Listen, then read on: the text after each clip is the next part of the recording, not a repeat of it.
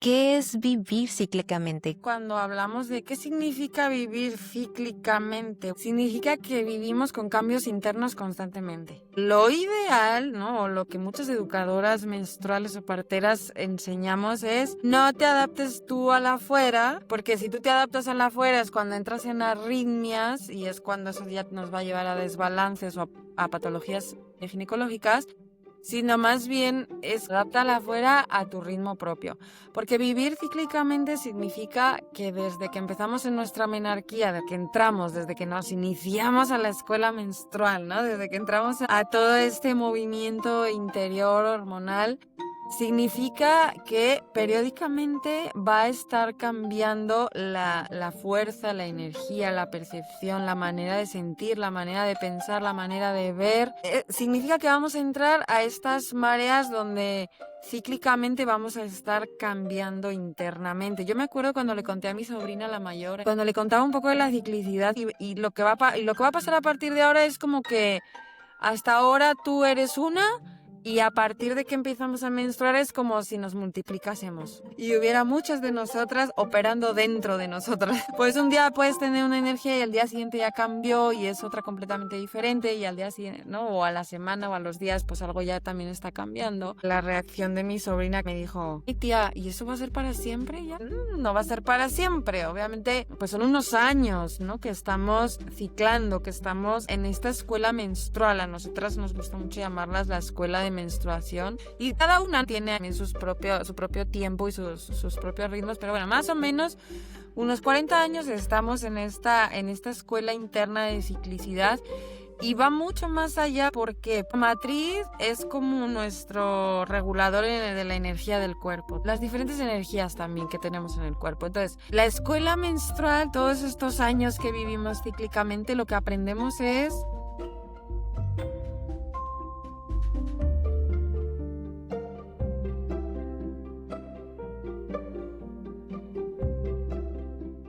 Hola y bienvenidas a Habitarme Indómita Podcast, un espacio donde nos cuestionamos, aprendemos, nos inspiramos y recordamos cómo volver a nosotras mismas, libres, auténticas, completas e indómitas. Hoy nos acompaña Lía Aquiles, partera y educadora menstrual. Acompaña a mujeres, adolescentes y familias en procesos de autoconocimiento cíclico, en educación sexual y reproductiva, con un enfoque integral y comunitario. Desde su práctica, integra evidencias y saberes tradicionales, creando espacios amorosos de aprendizaje, educación menstrual para escuelas y hogares, círculos de mujeres y ceremonias de transición, menarquía y plenipausia. Su trabajo busca devolvernos la soberanía sobre el cuerpo, honrar los ritmos de la tierra y transformar la relación con nuestro ciclo desde el cuidado, la escucha y la claridad.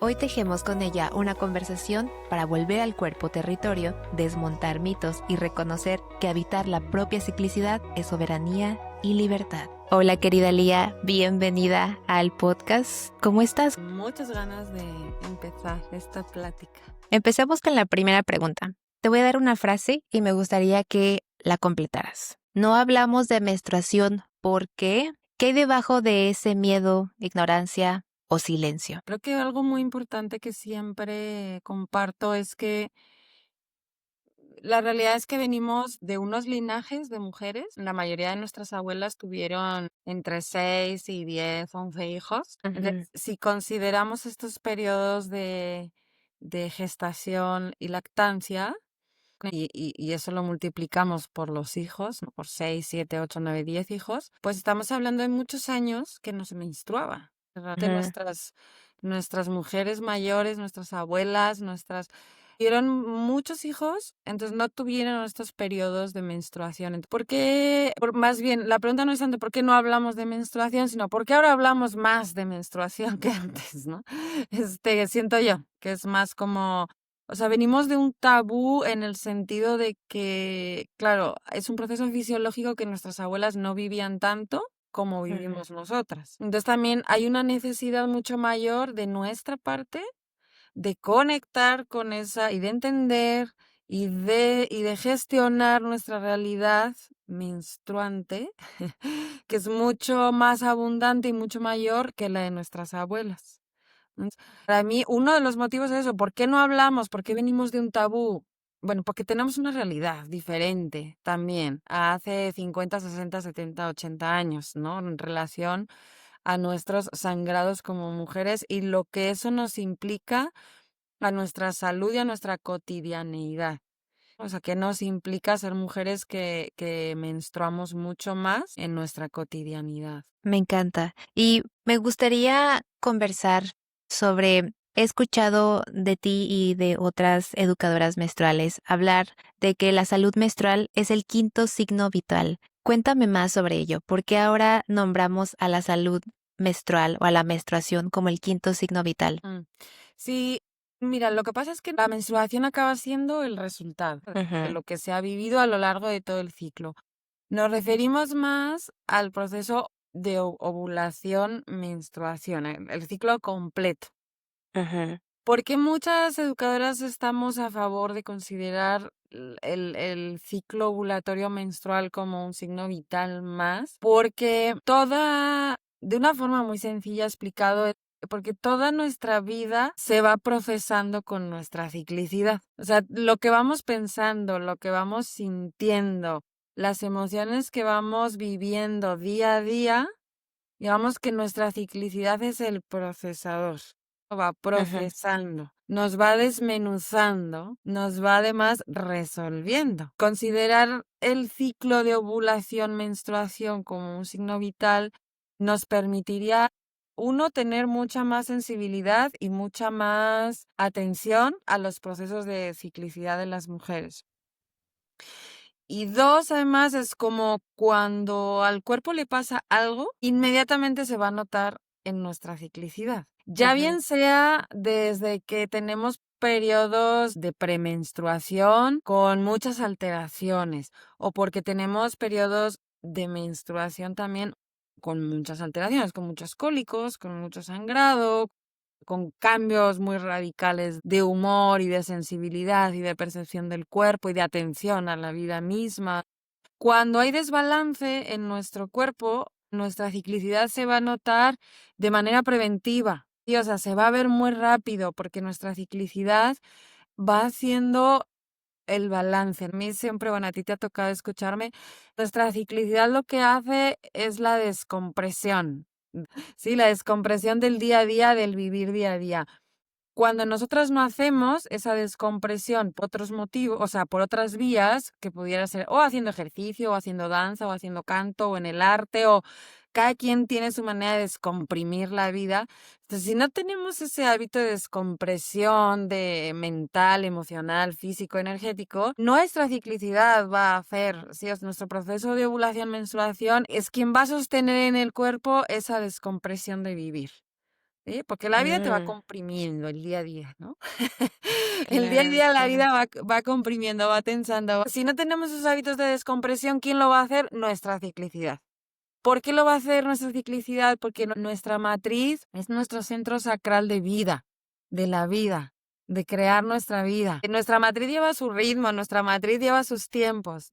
Y nosotras o vivimos rítmicamente con nuestra matriz o vivimos en arritmia, ¿no? Entonces, generalmente cuando tenemos procesos ginecológicos, digamos, o desbalances o patologías, desde un cólico, un simple cólico, hasta todo lo que ya queramos llevar el desbalance o la patología, pues en realidad eso solo nos está hablando de nuestra matriz haciendo la chamba que nosotros no estamos haciendo, de descompresión de la vida. Claro, el ciclo va mucho más allá y me encantaría que en este episodio las que nos escuchan puedan entender la magnitud de lo que significa la ciclicidad.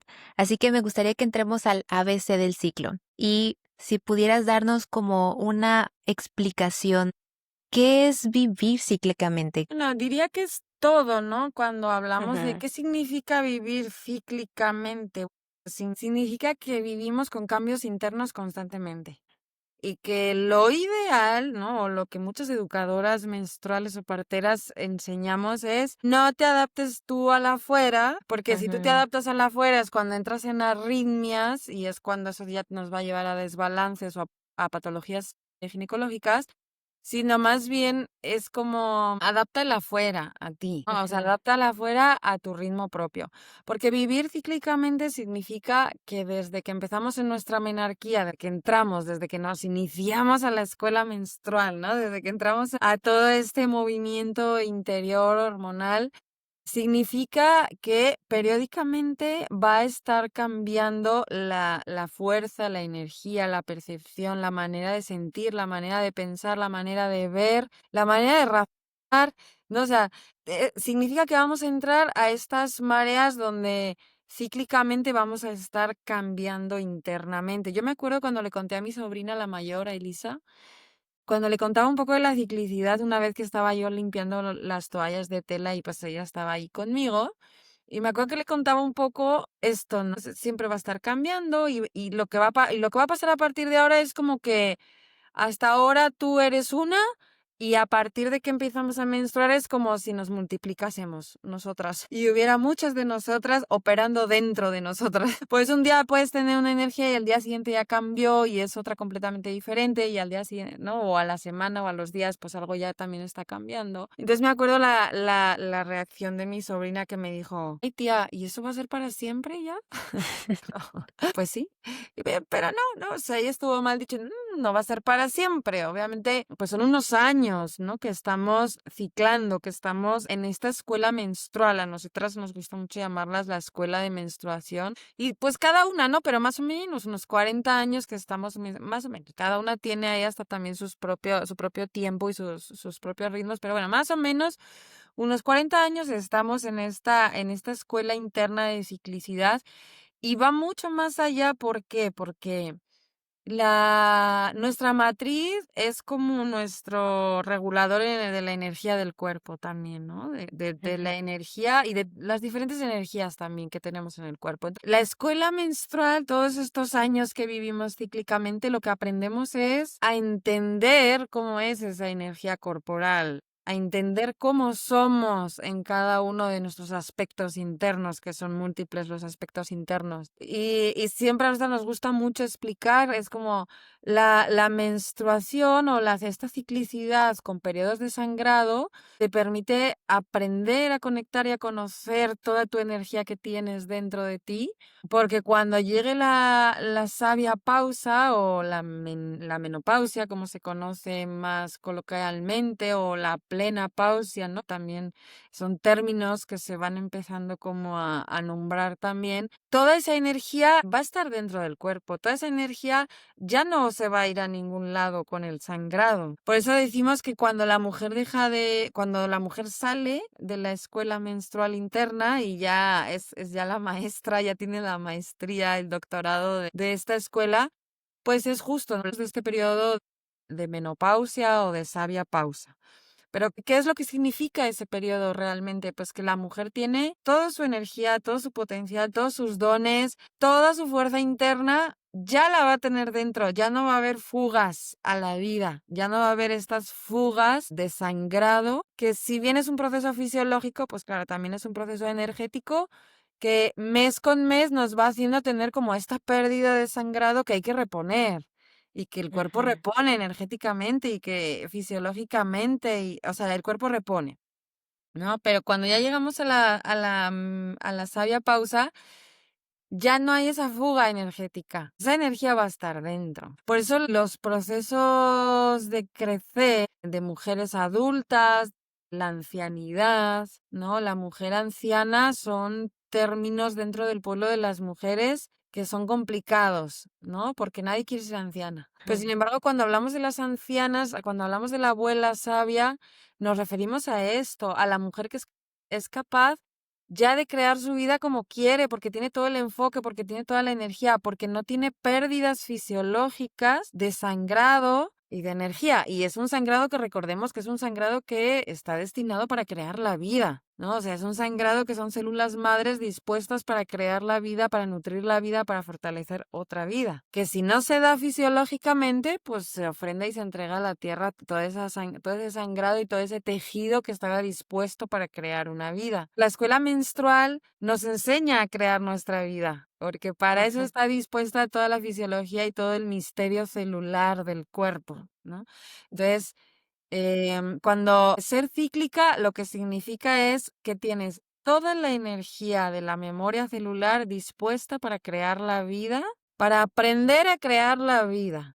Ya cada una, si aprende antes o aprende después, ya cada una en los ritmos de aprendizaje que tiene. Fisiológicamente es muy palpable en el sentido de que es para crear otra vida, crear otro cuerpo dentro de ti, pero energéticamente, emocionalmente, mentalmente, vívidamente. O sea, la energía creadora es creadora para todo.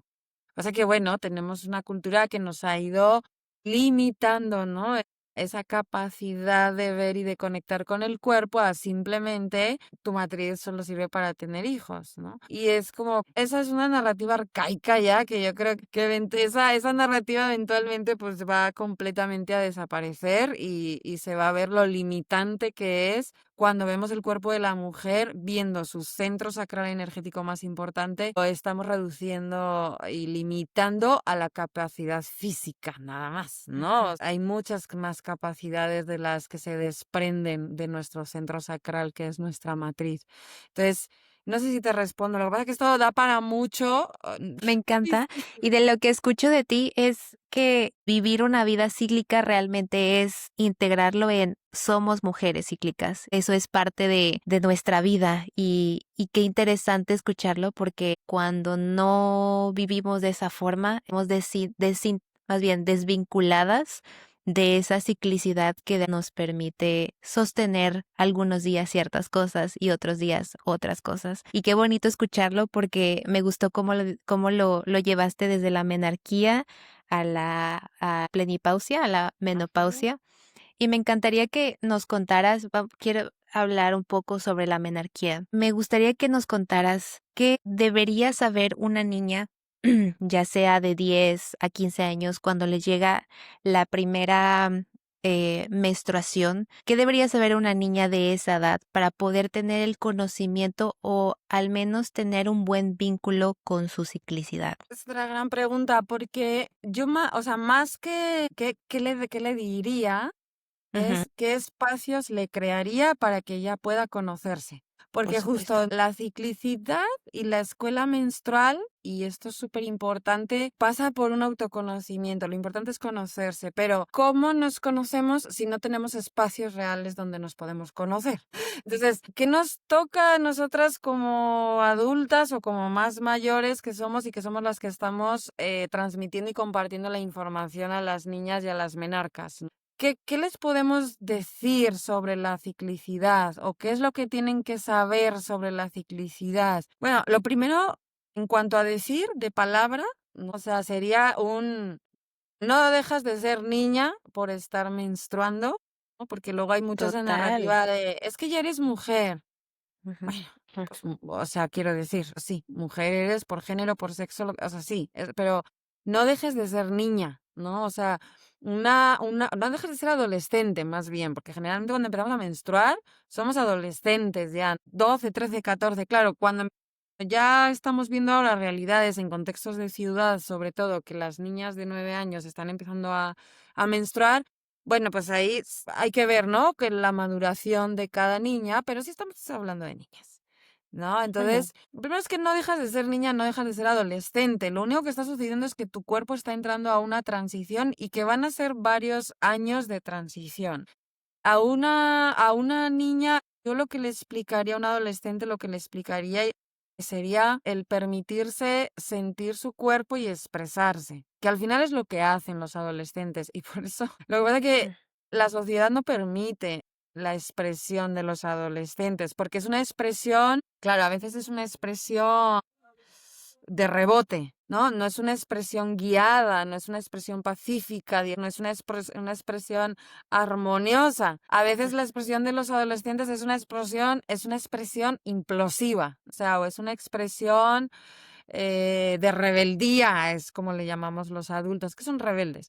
Bueno, se están expresando porque están activando un gran poder. En el caso de las niñas, en el caso de los varones es lo mismo, pero bueno, en el caso de las mujeres están activando un gran poder, están activando una gran capacidad de visión, están activando unos mapas hormonales que le van a cambiar internamente, le van a cambiar que van a cambiar hasta su cuerpo, la forma de su cuerpo. Eso es un proceso que sí, claro, lo vivimos como, ya de adultos lo vivimos como normal, pero el que lo está viviendo en primera persona por primera vez, pues con el tiempo se nos olvida, cuando lo estamos viviendo por primera vez, es un cambio muy fuerte y todos los cambios requieren mucha adaptación. Entonces, más que le diría a las niñas o a las adolescentes es, ¿qué le diría a los adultos que acompañan a esos adolescentes y a esos niños? O sea, más bien es como, permitan los espacios de expresión. Permitamos a nuestros adolescentes los espacios de expresión y permitamos los espacios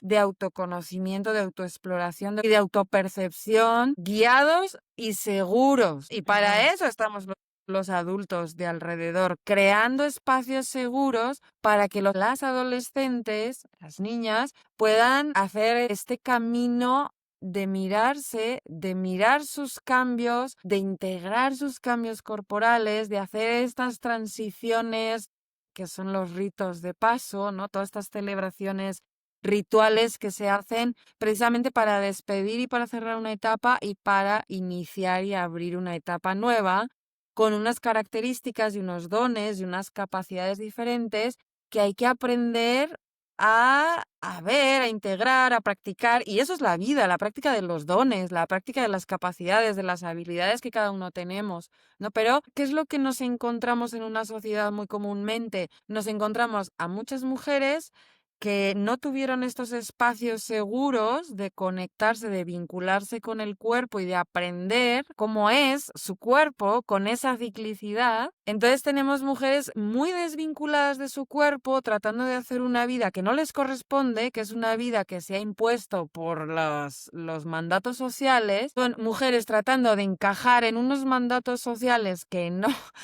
nos corresponden, que no les corresponden.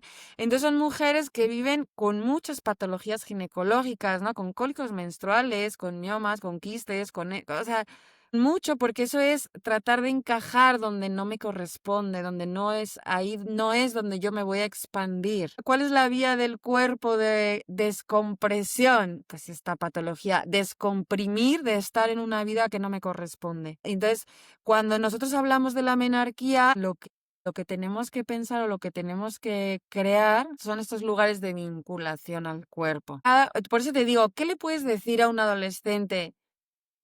Decir de palabra, o sea, de palabra realmente, ¿qué es lo que le puedes decir? Siente tu cuerpo, observa tu cuerpo, escribe, haz la bitácora. Yo a todas las adolescentes les enseñaría a hacer la bitácora, ¿no? A hacer este diagrama menstrual escrito, no en aplicación, o sea, escrito, para que tuvieran esta herramienta de autoobservación y de autoconocimiento. Toda la información que se da de fuera, que podemos dar desde fuera en relación al tema que sea, o sea, pero bueno, ahora porque estamos en salud menstrual, toda esta información va a ser información teórica, pero lo que necesitamos es, o sea, cada una lo que necesitamos es la información práctica y la información práctica sale de dentro. ¿En qué les diría? Les daría una bitácora, les daría, y no les diría nada, solo les daría una bitácora, un diagrama menstrual, crearía espacios seguros de autoobservación, de autoconocimiento y les iría acompañando y guiando ese proceso de autodescubrirse en su ciclicidad, porque también eso es como socialmente o el estilo pedagógico, el estilo educativo. Queremos enseñar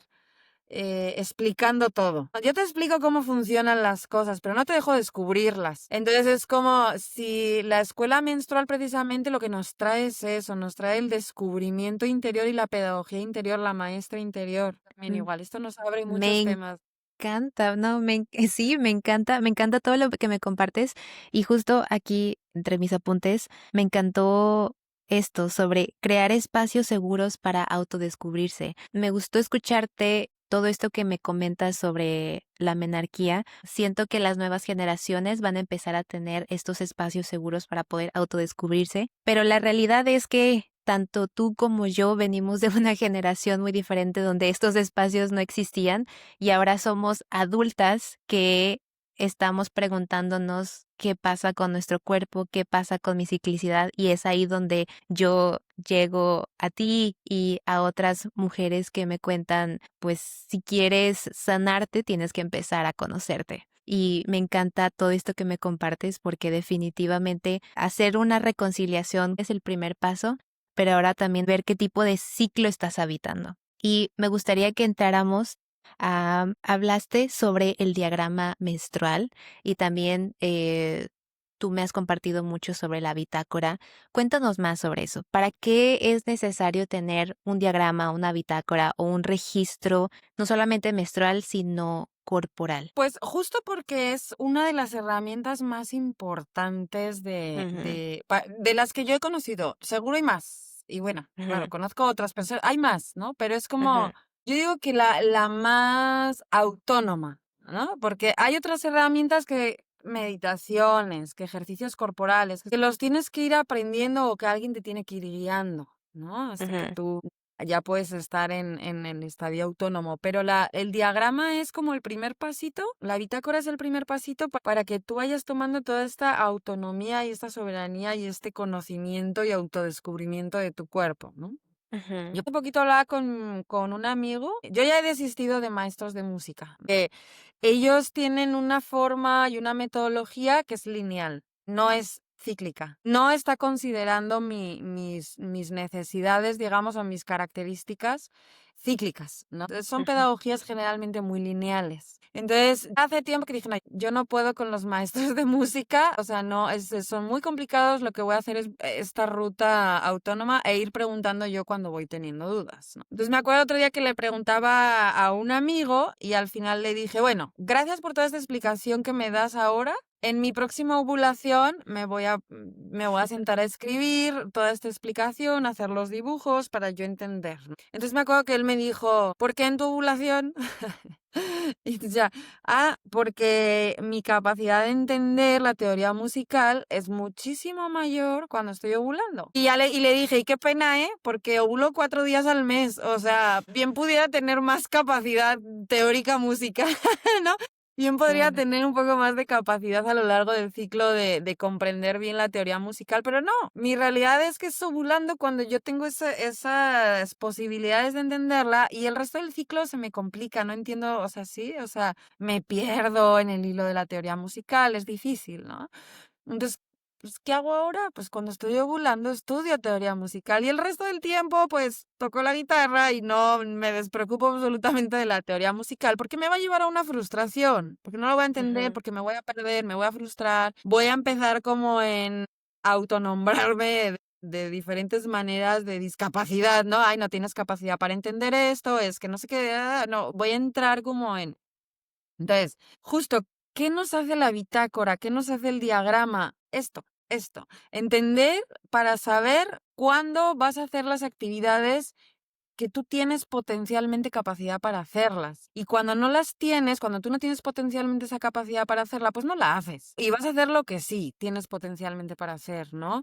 Y en este caso me pasaría lo mismo, por ejemplo, pues yo que diría que luego los números se me complican más en la vida, ¿no? Soy más de la rama de las letras. Tengo un momento en el ciclo donde puedo entender y hacer estos temas de contabilidad, de números, y son esos 4 días, y si lo hago el resto, seguro que voy a hacer un error. Es de cajón que voy a cometer un error, porque estoy más distraída, porque mi capacidad es para otras cosas. Entonces, cuando nosotros hacemos el diagrama, ¿no? Que es esta forma circular de entender la ciclicidad y de entender la vida. Y cuando hablamos de hacer un diagrama y un registro del ciclo, es súper importante hacerlo en una estructura cíclica, ¿no? Por eso a mí cuando me llegan es que yo hago el registro de mi ciclo en una aplicación y la aplicación es así, en 4 líneas, como las semanas gregorianas, pues eso sirve realmente de poco para entender la ciclicidad. Si queremos entender la ciclicidad, tenemos que estar haciendo pues un ciclo, ¿verdad? Es un círculo para poder estar entendiendo. Entonces, cuando hablamos de los diagramas del registro del ciclo menstrual, nos estamos refiriendo a esto, ¿no? A estos círculos donde nosotros vamos a ir haciendo los registros de cada día, y esto es lo importante, de cada día hacemos registro Porque nuestra ciclicidad implica que cada día va cambiando algo de nuestro cuerpo. O sea, nuestro cuerpo no está siempre igual. Nuestro cuerpo depende de muchísimos factores. Está de una manera o está de otra. Y cada día cambia. Y cada día se comprime o se descomprime o, sí, o se altera o, pues bueno, a cada día lo que le demos cada quien al cuerpo, ¿no? Entonces, cuando nosotras estamos haciendo el registro del ciclo, por un lado es nuestra historia clínica. Nuestra historia clínica, yo digo la historia clínica completa, no solo no la historia clínica hablando desde la biomedicina, que la historia clínica desde la biomedicina pues son unos elementos. Cuando estamos hablando del diagrama, estamos hablando de la historia clínica completa, la historia integral, ginecosófica, ginecológica, ¿no? De hecho aquí sería más dentro de la ginecología porque nos permite este estudio propio. El diagrama es la base donde nosotras nos podemos leer y estudiar. ¿Por qué? Porque cuando nosotros hacemos este registro a detalle y lo hacemos profundo y bien, lo que tenemos es mucha información de nosotras, mucha información que se queda plasmada y que puedes volver a ella. Si no hacemos este registro, yo cuando les explico hacer la bitácora digo, bueno, puede pasar una semana que no escribas en tu bitácora, pero ¿qué es lo que sucede si no escribes en esa bitácora una semana? Pues que vas a tener una semana en blanco, que dentro de un año, cuando vengas a revisar esta bitácora, no te vas a acordar qué pasó ahí, ¿no? O sea, porque no nos acordamos qué hicimos la semana pasada, pues mucho menos qué hicimos el año pasado, qué te voy a decir de hace 3 años. Entonces, cuando nosotras estamos haciendo este registro de bitácora, lo que estamos haciendo es dejar nuestra historia, para empezar, nuestra historia profunda, porque ahí sí vamos dejando y vamos escribiendo una biografía, ¿no? Bueno, sí, esta historia ginecológica, pero dejamos una biografía personal integral a la que tú puedes volver para entender, porque si llega un momento en tu vida que se presenta algún desbalance, se presenta algo y tú tienes este registro, vas a poder entender perfectamente cuándo empezó, cómo el cuerpo te va avisando. Ahora, también te digo, cuando hacemos este registro de bitácora, como empezamos a entrar en un plano preventivo, ¿sí? Porque ese es uno de los temas más importantes dentro de la ginecología, es que no tenemos nada de información preventiva para nuestra salud ginecológica y obstétrica, ¿no? O gestacional. Entonces, la mayoría de las mujeres en la sociedad occidental, y esto sí lo tenemos que limitar mucho a la sociedad occidental porque es la característica del sistema capitalista, la mayoría de las mujeres en el sistema occidental vamos a ciegas con nuestra ginecología hasta que tenemos un problema. No tenemos prácticas preventivas, no tenemos prácticas de detección temprana. Lo que tenemos es cuando ya hay una patología o porque hay un cólico y además nuestro maravilloso sistema, además los cólicos los ha silenciado con analgésicos, o cuando tenemos ya algún desbalance o alguna patología ginecológica, es cuando vamos a darle atención a la matriz, ¿no? A nuestra matriz. ¿Qué sucede cuando integramos estas prácticas de autoobservación profundas? Que es difícil que llegamos a un estadio patológico, porque como te estás autoobservando día a día, estás en una capacidad de detección temprana. Entonces es difícil que cuando tienes esta práctica te vayas a ir a una patología más complicada, porque lo vas a detectar desde temprano. Me encantaría que nos contaras 3 prácticas preventivas que podríamos integrar el día de hoy. Mira, 3 prácticas preventivas sería, la primera es esta, ¿no? La de la bitácora. Esa es la base y la reina de las, esa es la base y las prácticas preventivas. Pero muy, muy en sencillo sería oler, tocar y ver, ¿no? En cuanto a prácticas preventivas, oler, tocar y ver. O sea, tenemos que tener como práctica el oler nuestra vulva, tocar nuestra vulva y ver nuestra vulva. Y digo nuestra vulva, pero es todo nuestro cuerpo. Digo nuestra vulva porque estamos muy centradas aquí en la parte de ginecología, ¿no? Pero es como lo trasladamos también a nuestros senos, a los pechos, pero a todo el cuerpo. O sea, al final es oler, tocar y ver. Tenemos que tener esta práctica de muy mamífera, ¿no? Pero es así. O sea, y si nuestro cuerpo empieza a haber desbalances, desde el olfato, desde el tocar y desde el ver, se va a poder detectar de forma temprana. A todas las mujeres del mundo, ya sí, aquí sí, a todas las mujeres del mundo, no solo a solo las del occidente, al sistema occidental. Es como prácticas preventivas ginecológicas, oler, tocar y ver. O sea, toca tu cuerpo, huele tu cuerpo y mira tu cuerpo, sin miedo. Y lo tienes que hacer tú antes de que lo hagan los demás. Porque muchas veces pasa que una mujer jamás se ha tocado su canal vaginal, pero sí lo han tocado a lo largo de su vida ¿no? Varias parejas sexuales y varios doctores o doctoras, pero tú nunca lo has tocado. Entonces, eso no puede ser. Vamos, eso es como una tiene que ser dueña y soberana de su cuerpo y para eso lo tienes que saber reconocer. Ajá, Uno cuida lo que conoce, uno ajá, cuida lo que ama y de la vista nace el amor. Por eso digo, oler, tocar y ver, ¿no? Porque si tú te miras y te miras y te miras, al final vas a saber reconocerte. Y si algo cambia, casi muchas veces a la vista lo vas a poder identificar. Pero si por además le sumas supuesto. el oler y tocar, pues si me pides tres, serían esas tres, pero siempre con la base de la bitácora, Ujú. Claro, con la base de tener un registro que el nos pueda registro. decir Exacto. sobre nosotros. Es como la escritura, ¿cierto? En la escritura puedes leer constantemente cómo estás pensando. En el registro puedes ver cómo van tus fluidos, cómo está Exacto. tu flujo de sangre. ¿Qué más, Sí.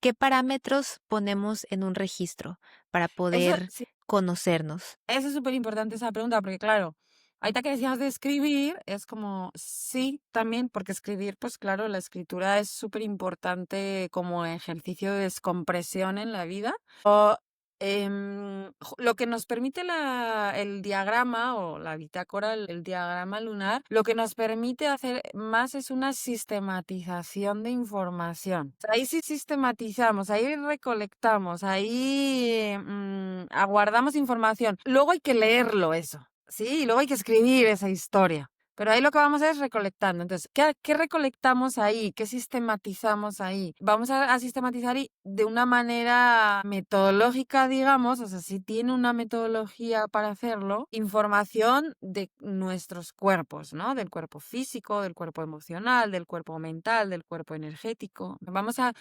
recolectar información y elementos de cada uno de nuestros cuerpos. Entonces, la recolección de información y ese sistematizar esa información es luego lo que nos permite hacer la lectura de ti. Ahí te Ujú. empiezas después a leer, es tu libro, por eso lo llamo, es como tu biografía, es mucho más que tu historia clínica, o por eso es como tu historia clínica integral, porque estás recolectando información donde te vas a poder leer después a ti misma y te vas a poder entender mucho más a ti misma. Me encanta. Y me da curiosidad, ¿hay posibilidad, Lía, de que nos compartas algún autodescubrimiento que te ha traído el hecho de tener tu propia práctica del registro que puedas compartirnos de ti misma? Sí, bueno, uno sería, por ejemplo, esto de la música, ¿no? Que te estoy compartiendo, como el tener, Ujú. a la hora de aprender algo nuevo en mi vida, tener mucha claridad cuál es la disposición de mi cuerpo para aprender qué en cada momento, ¿no? En este caso, en la disciplina de la música, ¿no? Es como, Ujú. o sea, como saberme cuál es en qué momento yo estoy disponible para solo tocar y repetir o para aprender teoría musical. Eso ya me parece muy significativo porque eso lo llevo a todas las áreas de mi vida y a todo de mi vida, ¿no? Es como, o sea, ¿cuál ha sido mi revelación más profunda con la bitácora? ¿Cuál fue? Hacer mi vida rítmicamente, o sea, con el ritmo de mi cuerpo, no con el ritmo que la vida de fuera me exige, porque la vida de fuera es un exigir constante de entrega hacia afuera. Ahí nos podemos perder toda la vida. Pero el diagrama para mí la revelación más importante fue, es que yo no siempre tengo tiempo, o sea, tengo energía para estar hacia afuera. Hay veces que necesito estar más hacia adentro, más para mí. No tengo tanta energía para socializar, no tengo tanta energía para estar hablando con personas. Es tiempo que necesito estar yo conmigo. Y sí, entonces para mí la práctica del diagrama y que la llevo haciendo desde hace muchísimos años. Yo empecé a hacer esta práctica del diagrama con 22, 23 años, 38. O sea, son muchos años haciendo este proceso de autoobservación y de conocer y de descubrir. Y no se termina. Ahora te voy a decir, por eso a mí cuando me han preguntado el diagrama, ¿cuánto lo hago un año y ya? Y digo, "Bueno, hazlo las veces cuando tú quieras, como si lo quieres hacer un mes nada más. Yo lo tengo haciendo muchos años y sigo descubriendo cosas nuevas en mi diagrama porque yo voy cambiando. No, yo no soy eternamente igual, que yo no soy igual que hace 10 años. Cambia mi cuerpo, cambia mi fisiología, cambia mi, sí, o sea, yo voy cambiando también. Entonces, a mí, el descubrimiento más importante con el diagrama ha sido que se convierte, te voy a decir, no en una especie de oráculo, no, sería lo, o sea, lo contrario del oráculo, ¿no? O sea, como, no es que me permita predecir hacia adelante, que más o menos sí me permite, no, o sea, lo que me permite es como comprenderme totalmente, ¿no? Porque hay veces que puedo estar no comprendiéndome, pero voy a mi diagrama y me leo y digo, ok, esto es lo que me está pasando. Pues ya no ves, venía sucediendo desde hace 3 ciclos. Y ahorita se está terminando de lo que sea, ¿no? Entonces es como eso, o sea, para mí, yo lo resumiría ahí. Mi descubrimiento es el ritmo, el ritmo, mi ritmo. ¿Cuál es Ujú, mi ritmo? Y permitírmelo. ujú. Y que me quede muy claro que y me ha quedado muy claro a lo largo de todos estos años. Por eso soy muy estricta con cumplir y con darme el permiso de vivir a mi ritmo, a mi propio ritmo, el que mi cuerpo puede sostener cada día. Porque me he dado cuenta perfectamente que si no me respeto mi ritmo, en desbalance. Y para mí el desbalance, cuando no respeto mi ritmo, suelen significar cólicos, o sea, tener Ujú. cólicos, ¿no? Entonces es como, lo tengo más que comprobado. O sea, si estoy varios ciclos donde no me respeto mi ritmo, va a llegar un tercer o cuarto ciclo donde me van a venir cólicos, ¿no? Y voy a tener Ujú. que resetear lo que sea que esté haciendo para volver a entrar en ritmo. Entonces, ese diría que ha sido mi descubrimiento más importante. Me encanta. Y escuchándote, puedo decir que para poder habitarnos cíclicas tenemos varios puntos a integrar. Primero sería reconocer nuestros ritmos y respetarlos, tener un diagrama o un registro para autoconocernos. Y quiero ahora entrar a la ovulación, que hablamos de ciclo y solamente pensamos en menstruación, de esos de 5 a 7 días donde llegó nuestra sangre, se fue y ya se acabó el ciclo. Hay una energía, hay un poder que sucede que me encanta cómo nos enseñas, que es el viaje de la ova, y me encantaría que nos contaras un poco más sobre eso. Claro, esto es súper importante también, ¿no? Porque justo hablamos de ciclicidad o de salud, hasta como la nombramos, ¿no? Salud menstrual. Por eso muchas de nosotras hasta estamos virando un poco la narrativa, porque nos damos cuenta que es importante también esta narrativa de salud menstrual ya se está convirtiendo en salud ovárica menstrual, salud ovulatoria, ¿no?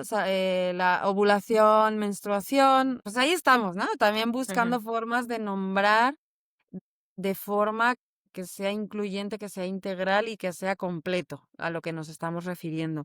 Porque tienes razón, o sea, cuando hablamos de salud menstrual, el foco está puesto totalmente en lo palpable, en lo que se ve, ujú, en la sangre, ¿no? Y ujú. aparte en lo que es incómodo, ¿no? Porque luego la sangre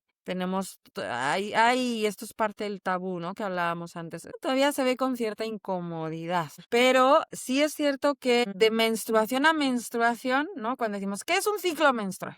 Pues desde el día 1 de tu menstruación hasta el día 1 de la siguiente menstruación, o sea, primer día de sangrado, hasta Ujú, el siguiente primer día de sangrado, todo eso que pasa en medio es un ciclo de ovulación sangrado. Lo que pasa es que ujú, nosotros vemos nada más el sangrado, generalmente. ujú, Pero, como tú dices, ¿qué sucede en todos esos días de sangrado a sangrado? Que varía mucho, ¿no? O sea, entre veintitantos y treinta y tantos días varía mucho en cada mujer y dentro de cada mujer varía mucho además ciclo a ciclo, porque va cambiando en función a lo que vamos viviendo, comiendo, sintiendo, pensando. ¿Por qué creemos que solamente son 28 días, que no son 28 días?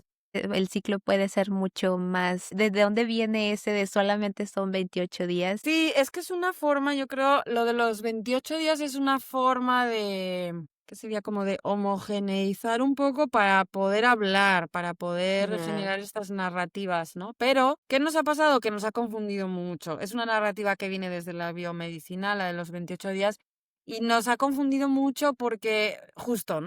Ahora estamos en unas narrativas, en unas creencias de si no tengo 28 días estoy mal. Y no, ¿por qué no estás mal? Porque cuando al principio que estábamos hablando de nuestro ciclo menstrual o sea, nuestra matriz va a hacer la descompresión. No, va a estar procesando lo que estamos viviendo día a día. Entonces va a hacer la descompresión. Entonces, cuando nosotras como mujeres si día a día, ¿no? Y día a día me refiero a eso, de sangrado a sangrado, todos los días que hay en medio, ¿no? Todos los días que hay en medio. Si no estamos haciendo esas descompresiones, si no no estamos ayudando a nuestro cuerpo, nuestra matriz va a empezar a tener una forma de sobrevivir, no sabría sí, es que sobrevivir a nosotras mismas, ¿sabes? Y a nuestros Ujú, hábitos y a nuestras prácticas. Lo que va a ir sucediendo es que la matriz pues va a tener unos hábitos también internos, ¿no? Son los hábitos ujú, internos de nuestros órganos, ¿no? Que se van dando a partir de nuestros hábitos de vida, ¿no? Del día a día,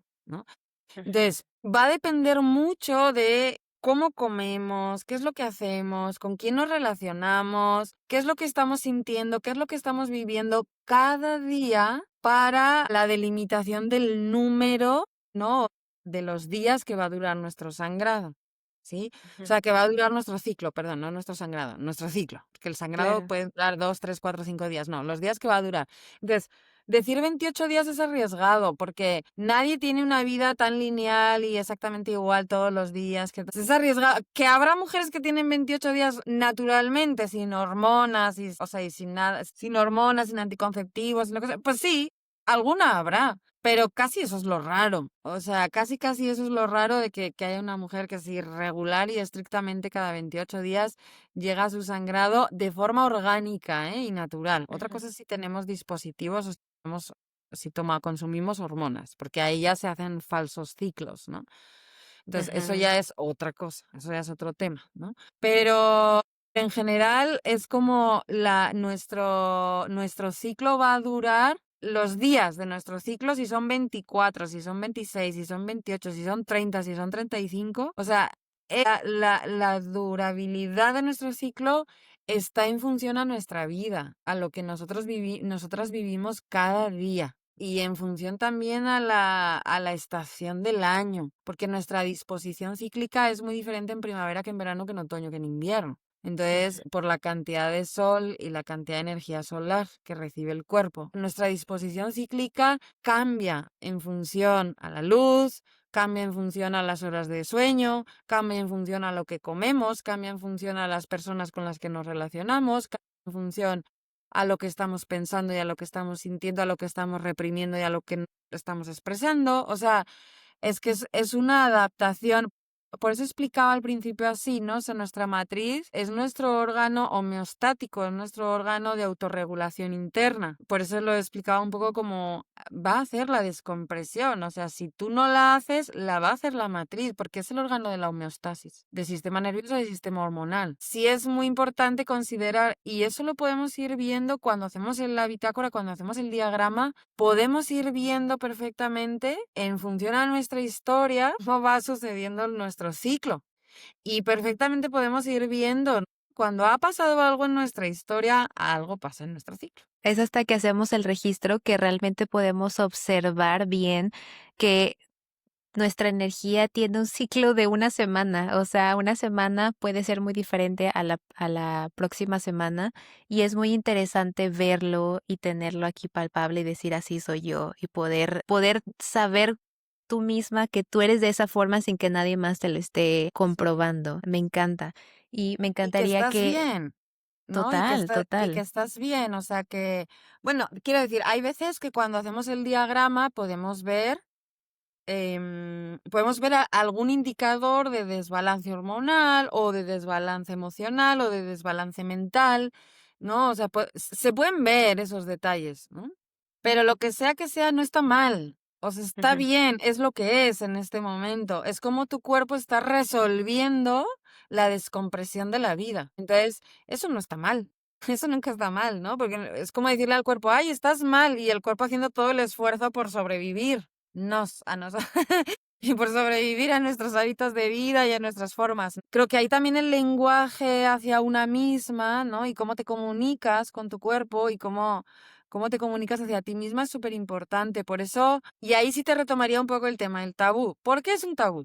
Porque es difícil también hablar de todo esto. Una, porque pertenece al pueblo de las mujeres. El tema de ginecosofía y el tema de salud menstrual, de salud ovárica, salud hormonal, salud ginecológica, es un tema que nos incumbe al pueblo de las mujeres y que por lo tanto desde ahí tendría que salir. No tendría que salir desde un varón este tema. Y pidiendo perdón a todos los varones del mundo en este momento, pero es como, si tú no lo vives, no lo hables. No lo hables y mucho menos me digas cómo tengo que vivirlo. En mi cuerpo, es mi cuerpo y yo tengo que decidir y ver y sentir y vivir y poder tomar decisiones sobre cómo lo quiero vivir, ¿no?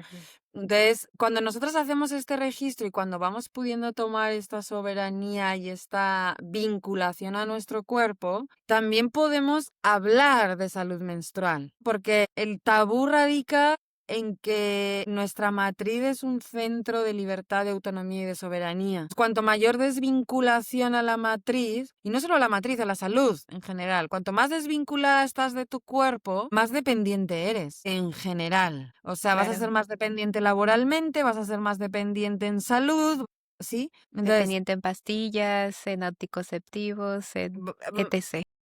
vas a ser más dependiente, por eso te digo, más dependiente en general. Este sometimiento a la desvinculación del cuerpo de la mujer también es una estrategia de mercadotecnia del sistema capitalista y mercadológica del sistema capitalista. O sea, es muy claro que el sistema capitalista entendió perfectamente que si el ser humano está desvinculado de su cuerpo, no va a tener autonomía en su salud. Y si no tiene autonomía en su salud, pues va a ser un mercado facilísimo, ¿no? Para venderle pastillas, para venderle medicamentos, para venderles enfermedades, para venderles operaciones, para venderles, etcétera, etcétera, etcétera, ¿no?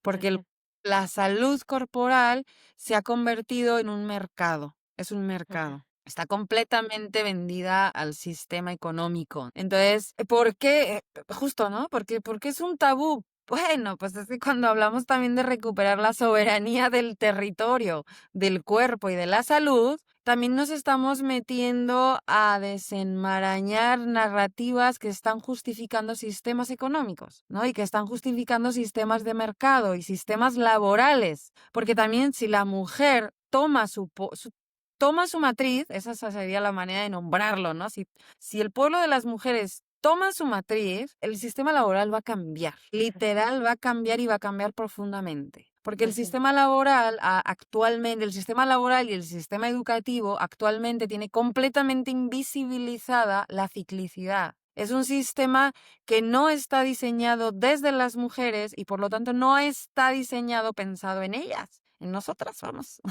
Entonces, Nosotras. entonces los sistemas laborales generales, o sea, el sistema laboral ordinario, el sistema laboral común, es un sistema que no nos cuida como mujeres cíclicas, como seres humanos cíclicos.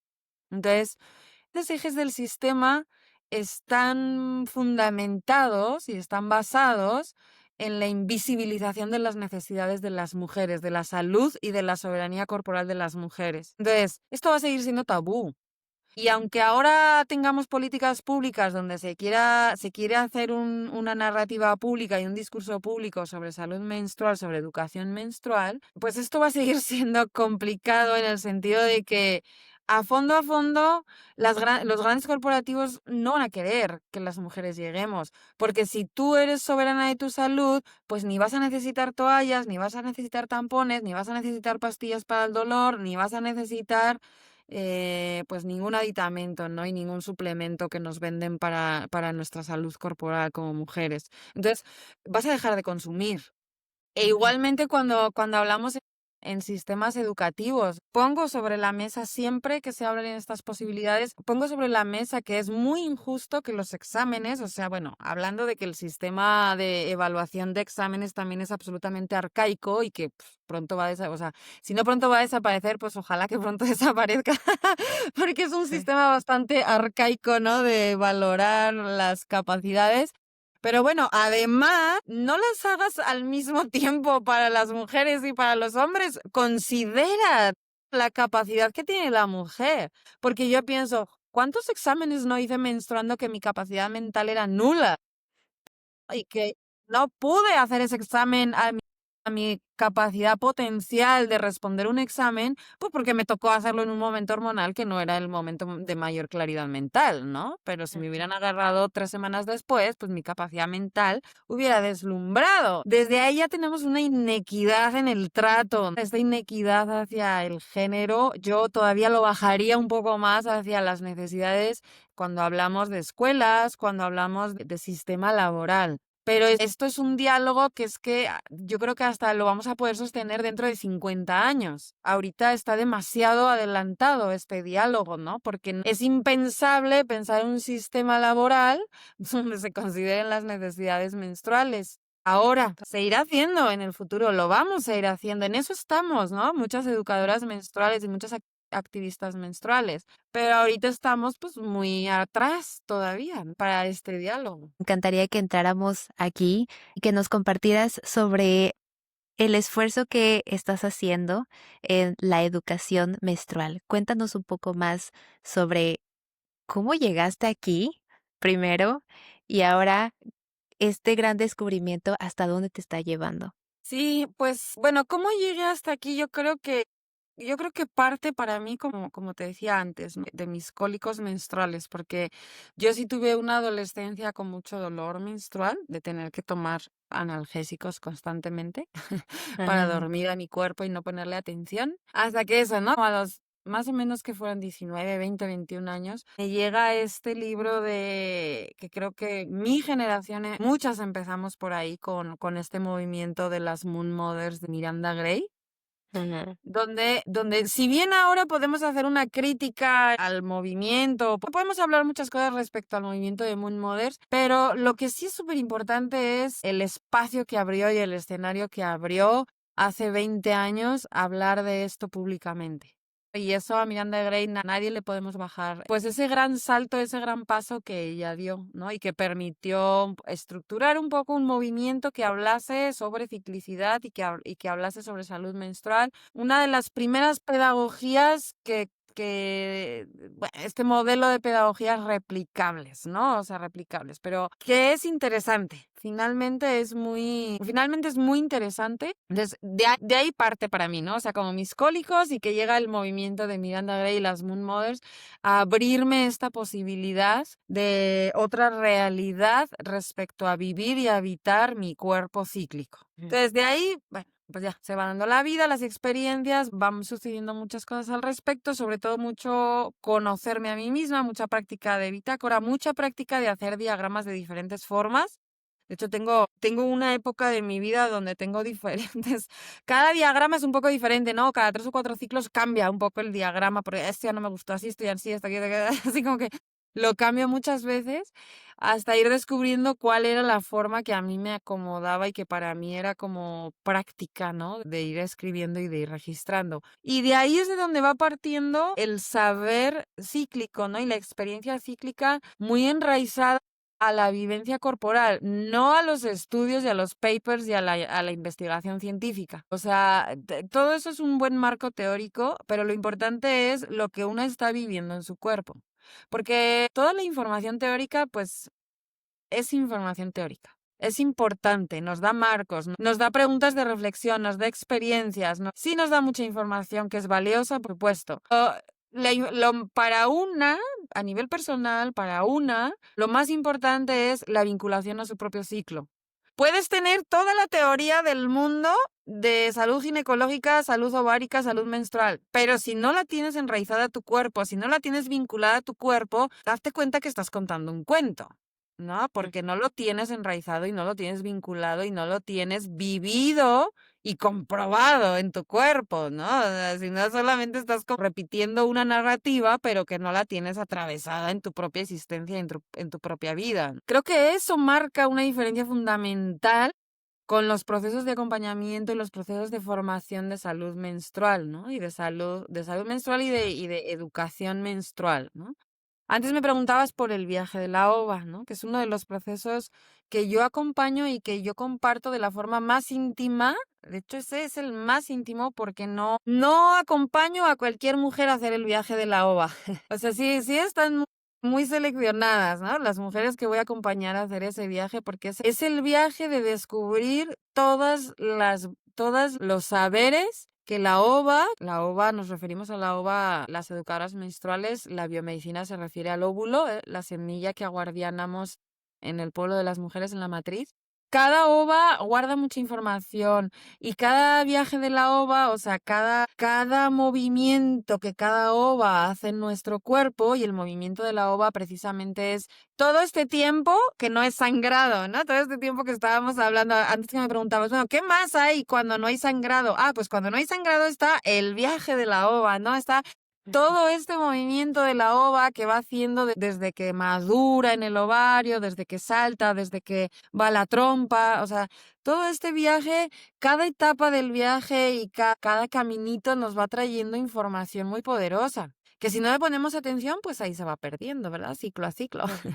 Entonces, ahí la diferencia de una mujer que se conoce profundamente, pues es una mujer que le ha puesto mucha atención a los procesos de la sabiduría de su ova y que ha despertado esta conexión y esta vinculación a la ova y a la sabiduría de la ova, que es una célula grande y antigua. Lo vemos en los procesos. Entonces, ¿cuál ha sido, cuál ha sido mi caminar en este sentido después de hacer, yo creo que después de estar inmersa en los procesos pedagógicos y medicinales también, porque no podemos olvidar los círculos de mujeres en esta pregunta, ¿no? Creo que los círculos de mujeres aquí también son muy importantes, en el sentido de que los círculos es un lugar donde se comparte información, donde hacemos transmisión de saberes las mujeres, que tiene que ver con salud ginecológica y con salud gestacional o salud perinatal. ¿Qué es lo que estamos haciendo? ¿Qué es lo que yo estoy haciendo desde hace unos años? Fue porque justo empiezo a ver en esta sociedad, no me voy a cansar, ¿no?, de repetirlo, en esta sociedad capitalista donde todo se vende, donde todo se vende de una manera inmediata además, ¿no? Que esto además no tiene nada que ver con la sabiduría de la ova, porque la sabiduría de la ova tiene un ritmo mucho más lento. Vivimos, lo decíamos hace poquito, ¿no? Vivimos en una sociedad espermática y tóxica además. Vivimos en una sociedad de energía espermática pero intoxicada. Todavía si fuera la energía espermática orgánica y natural, pues bueno, pero es que además está intoxicada, ¿no? Sí estamos doblemente mal.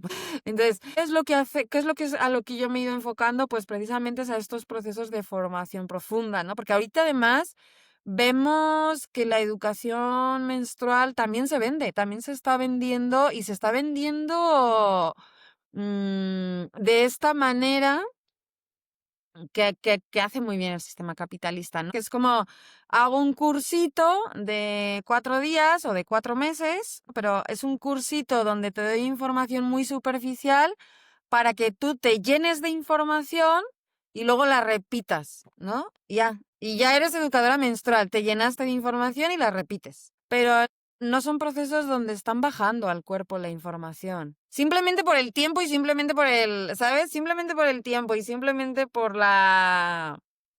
los temarios, es muy clarito lo que está sucediendo con la educación menstrual también, que es lo que está pasando en muchas otras formaciones o en muchos otros caminos de formación del mundo alternativo, podríamos decir, ¿no? Haces un cursito muy sencillo y muy superficial y ya te crees maestra para poder estar enseñando. La educación menstrual, y creo que ahí ya vemos aquí en México además, y además me atrevería a decir que en México sí está con un activismo menstrual bastante fuerte en el mundo hispano. Yo diría que México está a la cabeza de los países, a la cabeza en cuanto a discusión, a narrativas y a mujeres que están pues con un compromiso muy fuerte con la educación menstrual, ¿no? Por eso vemos que en México ya tenemos diplomados fuertes de educadoras menstruales que llevamos 20 años dedicadas a la educación menstrual. O sea, no de educadoras menstruales que la conocieron ayer y que ya hoy se sienten que son maestras de educación menstrual. No, o sea, mujeres que llevamos años en el activismo y que tenemos un camino recorrido y que a partir de ese camino recorrido es que estamos ahora creando formaciones y creando procesos profundos, procesos largos, procesos de muchas horas, o sea, no procesos de 20 horas, de 30 horas. No, estamos hablando de procesos de 180, de 200 horas y que nos quedamos cortas, ¿no? O sea, yo cuando hablo con las compañeras que tienen los otros diplomados, es como, y nos quedamos cortas porque falta más. Esto es una introducción. Estamos hablando de 180 o 200 horas de formación para hacer una introducción. Es arriesgado nombrarte educadora menstrual cuando tienes 200 horas de proceso teórico práctico, porque estamos hablando que muchas de nosotras tenemos muchos años y lo vemos, o sea, lo vemos luego en las deficiencias narrativas. Empezamos a ver a muchas mujeres que hablan de salud menstrual o que hablan de educación menstrual y claramente se ve una repetición de narrativa, no se ve un proceso encuerpado. Yo aquí, ojo, y llamo mucho a la atención y al respeto en este sentido, porque cuando empezamos a repetir narrativas, y es lo que va a pasar con los procesos de gobierno, ¿no? Aquí en México, y esto es algo que ya es claro que va a pasar eso. Se nos perdió una gran oportunidad en este momento de la historia de tomar unos procesos formativos que podrían haber sido desarrollados y creados por educadoras menstruales, que tenemos muchos años, y se están desarrollando programas de repetición que los van a dar personas que no saben nada de salud menstrual, que solo van a repetir una información. Entonces, se va a perder una gran oportunidad educativa en este sentido para México, donde además se va a invertir mucho dinero que se va a ir directo a la basura, porque no va a servir para nada. Se va a repetir esta historia de meter dinero a programas que por estar haciendo los numéricos, donde la importancia es llegar a muchos números, pero no la calidad de la información. Pues bueno, sí, se van a repartir un montón de toallas y tampones, eso sí, en los próximos años vamos a tener un montón de números de que la salud menstrual ha llegado a México porque se dieron un montón de toallas y tampones, pero lo único que estuvieron repartiendo fueron toxicidad. Toallas y tampones tóxicos y dando una información de salud menstrual mecánica, no vívida, o sea, y que no va a servir para nada. Triste, muchas educadoras menstruales estamos muy tristes por esto que está pasando, porque bueno, pues ya se tomó ese tema por grupos que ya estamos viendo claramente hacia dónde está yendo el panorama político de la educación menstrual, y pues tristemente, ¿no? Se está yendo hacia estas metodologías, o sea, hacia esas políticas públicas rentistas que solo importan los números, y hacia esas pedagogías de réplica superficiales donde va a llegar información que no va a ser importante para la usuaria final. Probablemente van a llegar, no me quiero meter porque ya hay ejemplos de esto, ya hay ejemplos, y dejemos que la vida corra su curso y que la vida nos muestre lo que va a pasar, aunque muchas de nosotras con este poder del oráculo que tenemos ya podemos ver anticipadamente hacia dónde se van estas políticas públicas. Claro, nosotras seguimos, ¿no? O sea, muchas de nosotras seguimos si por la vía formal estamos tomando unas políticas y unos caminos institucionales que vemos nuevamente que ya fueron captadas por el sistema capitalista y que no van a ninguna parte, nosotras seguimos por la vía alternativa y seguimos teniendo los diplomados en salud menstrual en México. Y en este momento hay tres que para mí tienen relevancia respecto a las mujeres que están detrás de esos diplomados. Y seguimos, ¿no? O sea, y seguimos este camino de formalización. Porque si no estamos de acuerdo, muchas de nosotras no estamos de acuerdo en que se esté banalizando la educación menstrual, que es lo que está sucediendo, ¿no? Está banalizando, se está permitiendo que se enseñe educación menstrual desde las pedagogías mecanicistas, que no van a llegar que la información que llega a la usuaria final es totalmente biológica.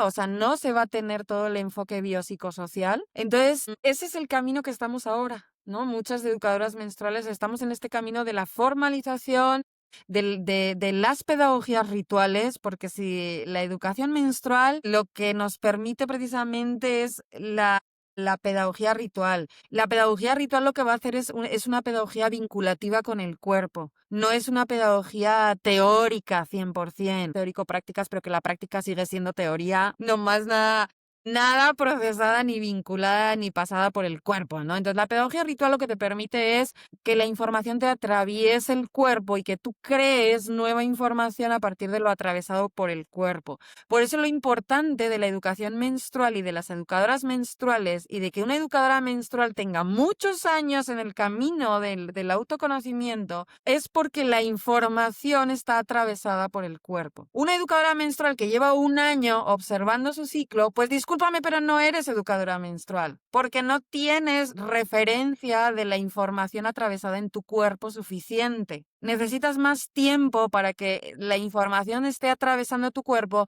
y tú puedas sacar información de tu cuerpo, pero que sea información real de tu cuerpo, personal, propia y vívida. No una información que ha sido atravesada solo por la mente de alguien más que te contó y que tú la replicas como lorito sin haberla atravesado por experiencia propia. Entonces aquí se abre, ¿no? Y aquí se abre un mundo de información en cuanto a qué es la educación menstrual. ¿Quién tiene que estar al cargo de la educación menstrual? ¿Quién sí puede y quién no puede? ¿Y quién está haciendo daño a la educación menstrual? O sea, ¿quién está perjudicando la educación menstrual con estas políticas que se están viniendo? ¿No? Para México, justo como México está siendo pionero en el activismo menstrual, son políticas que se van a ir al mundo hispano, que se van a ir replicando en el mundo hispano. Me encanta tu pasión, me encanta que me encanta que nos compartas esto y me gustaría que nos contaras un poco de la historia de cómo inició este diplomado, cómo ustedes empezaron a traer todo este conocimiento propio y crearlo en un diplomado de 9 meses. Sí, pues fue yo creo que sí fue un gran camino, porque Ujú. yo en mi caso jamás pensé, hace por lo menos 5 años, 8 años, Sí. jamás pensé que yo iba a estar impartiendo un diplomado académico de salud menstrual, porque yo probablemente he sido de las activistas menstruales o de las educadoras menstruales más reticentes, incluso a hacer procesos en línea. O sea, mi escuela es presencial, o sea, mi escuela vinculativa es presencial, vaya. Entonces, para mí hace 10 años la educación menstrual tenía que ser presencial y por seguridad de la información misma que se comparte cuando hablamos de educación menstrual, ¿no? Pero bueno, vamos avanzando, va avanzando la vida y justo empezamos a ver que salen estos cursos de 3 semanas, de 2 meses, cursitos con información muy básica y que es cursos que es como, y sales de aquí siendo educadora menstrual y es como, óyeme, ¿no? Espérate, ¿no? De ahí no vas a salir siendo educadora menstrual, nomás con lo que estoy viendo del temario, ¿no? Y nomás Ujú. el tiempo que estoy viendo de integración de este temario, no, lo dudo, vamos, lo dudo bastante que salgas de ahí siendo educadora menstrual. Entonces, es de ahí que que empiezo junto a una compañera a reflexionar, ¿no? O sea, fue un proceso de reflexión importante en el sentido de, ¿vale la pena o no vale la pena? Creo que fue de nuestras primeras reflexiones, era, ¿vale la pena llevar todo este contenido al mundo académico? ¿O nos reservamos toda esta información de forma libre, que es donde consideramos que tiene que estar y hasta la fecha sigo considerando que esto tiene que estar en su mayoría fuera del mundo académico? Pero justo, ¿no? Era como, bueno, ¿cómo formalizamos? Porque lo que estamos viendo que está sucediendo, pues no estamos de acuerdo, ¿no? Y también esto está sucediendo porque muchas de nosotras que tenemos más años, pues no le estamos entrando a la formación. No le estamos entrando a hacer formaciones, digamos, formales, profesionales, académicas, ¿no? O sea, Digital. digitales. Y por eso está sucediendo que estamos viendo que personas que no tienen esta formación profunda, pero que sí tienen las habilidades de venta, pues se están metiendo donde no les corresponden, ¿no? Entonces, es de ahí que empieza a surgir esta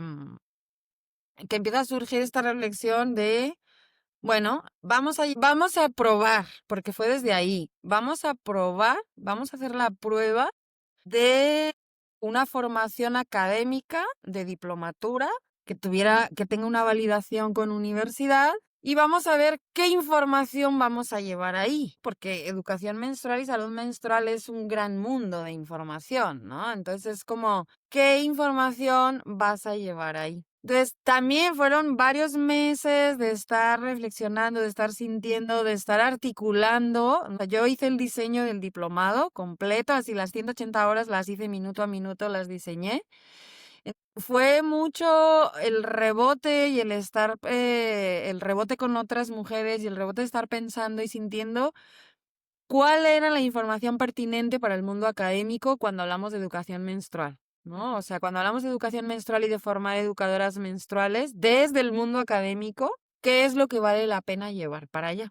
Hay otra mucha información, y tú lo estás viendo ahora con el viaje de la OVA, después de haber hecho el diplomado. Hay mucha información que ahora que estás viendo el viaje de la OVA que no está en las 180 horas que hicimos, porque es otro tipo de información, ¿no? El que ya se comparte es un tipo de información que no entra en el mundo académico, porque las lógicas del mundo académico no te van a permitir entrar en el otro tipo de información, ¿no? Que pueden ser más a partir de las experiencias somáticas con el cuerpo, meditaciones, ¿no? O sea, como todos estos otros ejercicios de vocalizaciones, ¿no? Que se pueden hacer con el cuerpo, que también te van a dar información y formación sobre ti, y sobre el cuerpo, pero que en el mundo académico todavía no están disponibles. Es lo mismo, el mundo académico va años atrás, pues ya que vaya avanzando, pues ya irá integrando, ¿no? Todas estas prácticas y toda esta forma de conectarte y de vincularte al cuerpo. Hay una gran deficiencia en el mundo académico en este sentido, de lo que es vinculativo al cuerpo, porque el mundo académico se queda muy en las ideas, ¿no? En la mente, en el cuerpo mental. Todo, casi la mayoría se procesa desde ahí, muy poco baja al cuerpo. En eso es lo que estamos ahora, ¿no? En pruebas. Prueba y error, prueba y error. O sea, estamos en pruebas, varias compañeras. Hay otras educadoras menstruales en el país que están también impartiendo diplomados y estamos ahí. O sea, ¿cómo formalizamos este camino de la educación menstrual para que que no se banalice la información de la salud menstrual? O sea, no sea tan accesible el hacer un cursito de 3 semanas y decir que ya eres educadora menstrual, porque es como, pues sí, justo eso pasa porque no hay una formalización de este camino, ¿no? De educadora menstrual. De hecho, yo no me siento todavía hacer o sea, al ir aterrizando, pero la licenciatura de educación menstrual es cuestión de años que vaya a salir. No falta tanto para que ya se empiece a generar una licenciatura de educación menstrual con un cuerpo académico, todo dentro del mundo académico, por supuesto, un mundo académico de conocimientos que va a permitir sostener esta licenciatura y que va a ser necesario, además. Sí va a ser necesario si queremos, ¿verdad? Porque esto va a depender mucho del activismo. O sea, esto va a depender mucho de este activismo, porque si no, otras profesiones se van a meter. Una psicóloga se puede hacer llamar educadora menstrual cuando hace un cursito de estos de 3 semanas. Y eso es lo que está pasando. La realidad y el contexto de la educación menstrual es lo que está pasando, que está habiendo mucha usurpación a la profesión, digamos, de la educación menstrual. Es como muchas mujeres y hasta varones, porque hasta hombres tenemos, pero bueno, hay muchas mujeres que desde otras profesiones hacen un cursito de información teórica y a partir de ahí ya eres educadora menstrual.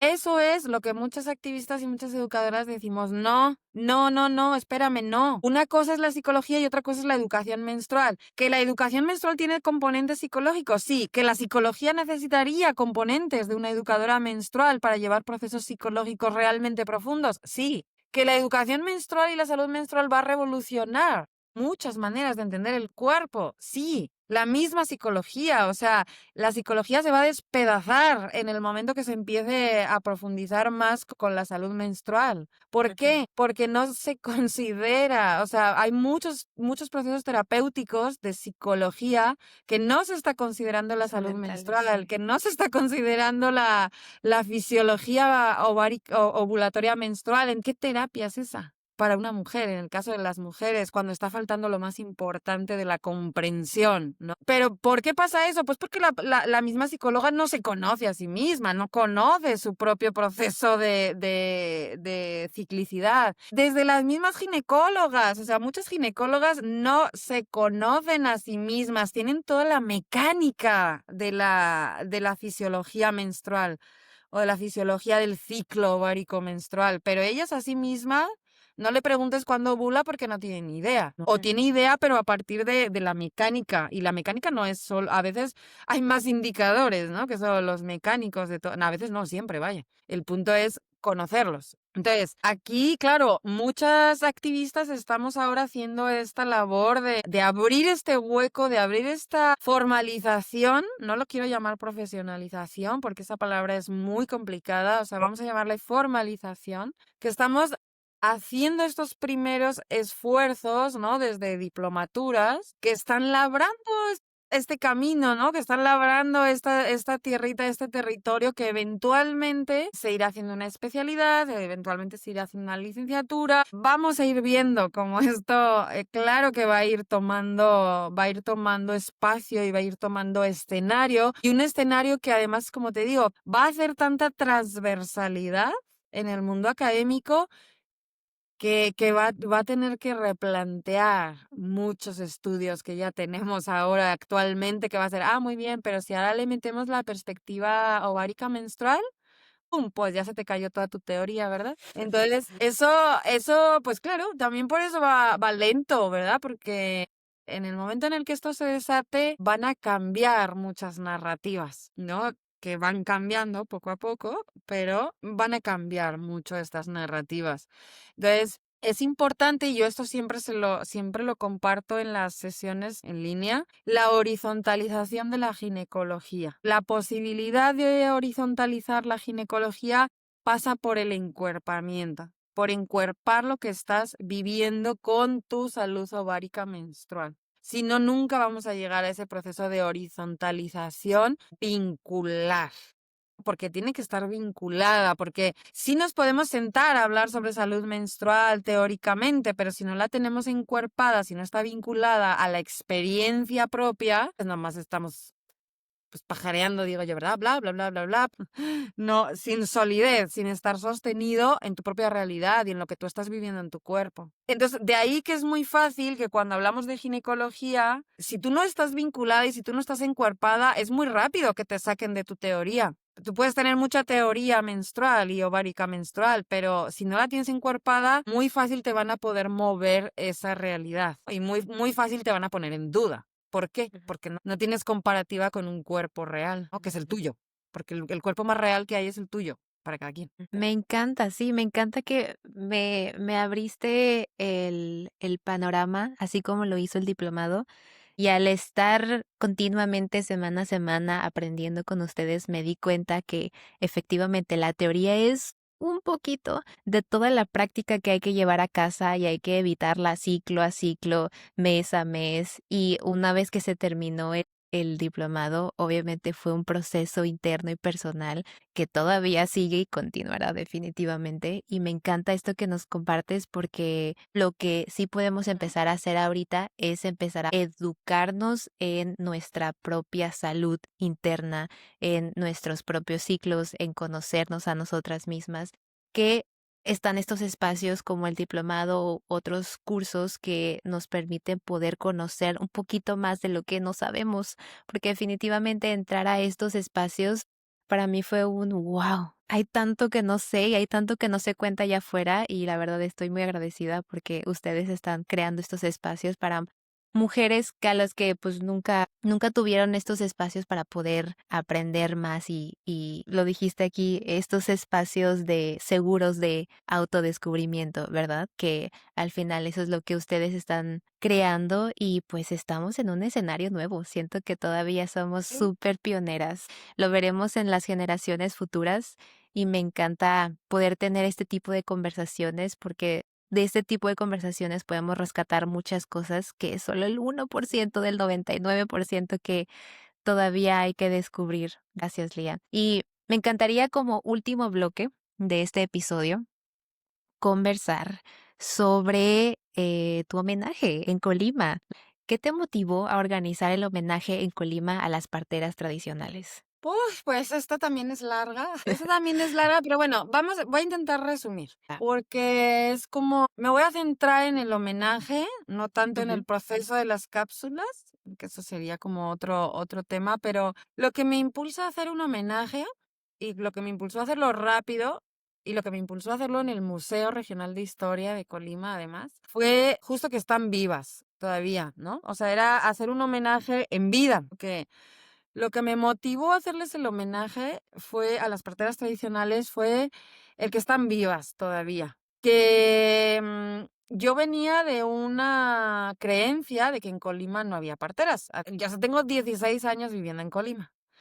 Muchos años creí preguntando aquí y allá que no había parteras tradicionales. Uy, no, parteras ya no existen. Y bueno, ahora estoy en un grupo de WhatsApp con 10 parteras tradicionales de Colima. Entonces, y no son todas, hay más, que no he tenido tiempo todavía de ir a visitarlas. La realidad es que sí la mayoría sí están todas de 70 para arriba, son abuelas parteras, ¿no? O sea, tienen 70 para arriba, no todas ejercen ya, o sea, algunas sí, no todas, pero para mí era importante hacerles un homenaje en vida, porque luego nos encanta, ¿no? Hacer los homenajes ya después de que hemos trascendido.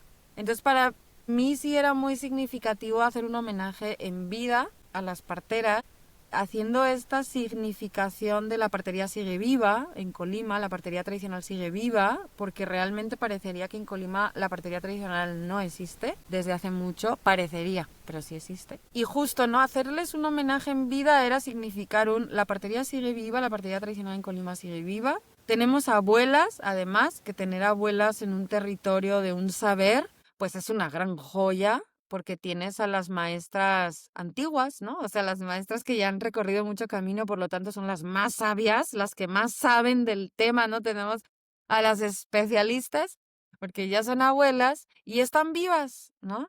Entonces, hacer el homenaje en el Museo Regional de Historia también fue importante porque cuando las parteras urbanas, digamos, nos reunimos, o yo en mi camino de aprendizaje de partera, muchas veces hablábamos las parteras urbanas y en muchas cosas que se nos van trabando, en muchos detalles, trámites, procesos, siempre decimos, ¿para qué le peleamos tanto a la partería si las parteras vamos a acabar en el museo? En esta idea de los museos muertos, ¿no? De los museos de mostrar lo que ya no existe. Entonces, justo, y además y coincidentemente se dio que en el Museo Regional de Historia el director actual es un director que está también haciendo una práctica de museos diferente en el sentido de museo vivo, ¿no? Y haciendo muchas prácticas, trayendo, ¿no? Como una nueva corriente al Museo Regional de Historia. Entonces, se dio esa coincidencia también, ¿no?